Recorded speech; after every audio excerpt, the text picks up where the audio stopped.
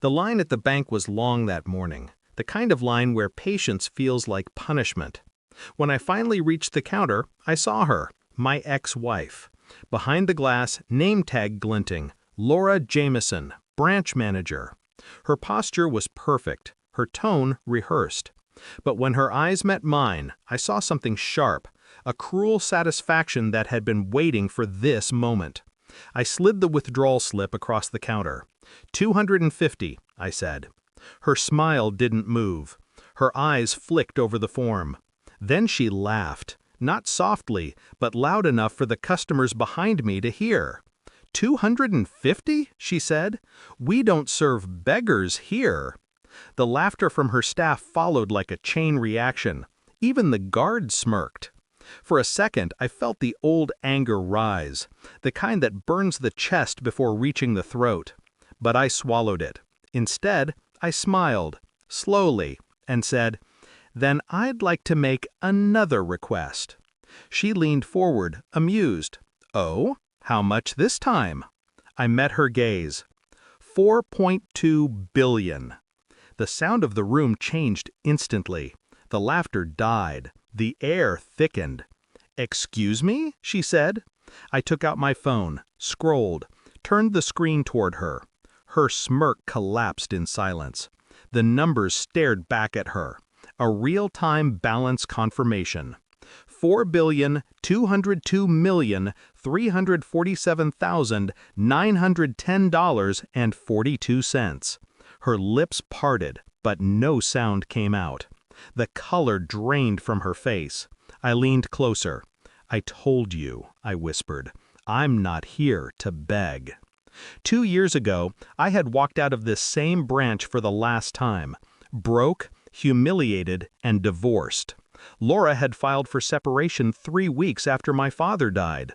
She'd claimed emotional incompatibility. In truth, she'd already moved on. I found out the night before our divorce hearing. She thought she'd muted her phone in the shower. It vibrated on the counter. The name flashing on the screen. Ethan, regional director.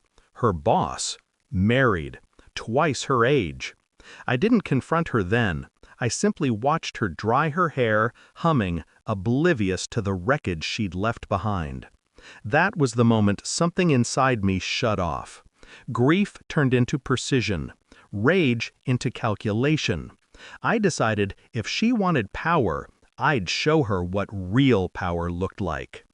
It started with the company my father left behind, a small real estate firm on the edge of collapse. She had mocked it once, called it a glorified scrapyard. But I saw what she couldn't: land, legal leverage, time. I sold nothing. Instead, I restructured, shifted assets, liquidated non-performing units, partnered with investors she thought wouldn't take my calls. They did, because I had something her lover didn't: patience.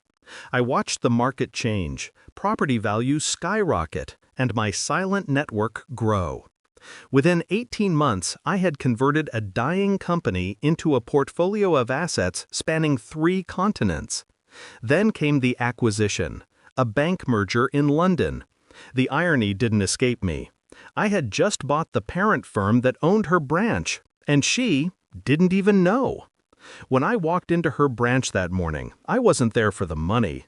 I was there for the silence that follows realization, the kind that cuts deeper than words. As she stared at my phone, her fingers trembled.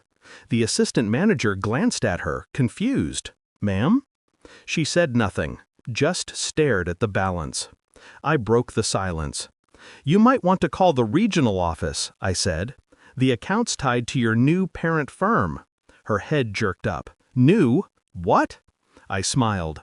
"The acquisition went through this morning." I reached into my jacket and placed a sealed envelope on the counter. It bore the logo of the holding company, her holding company. Inside were the new ownership documents. Her branch, the one she ruled like a queen, now answered to me. "Effective immediately," I said. "All branch managers are to report to the interim CEO."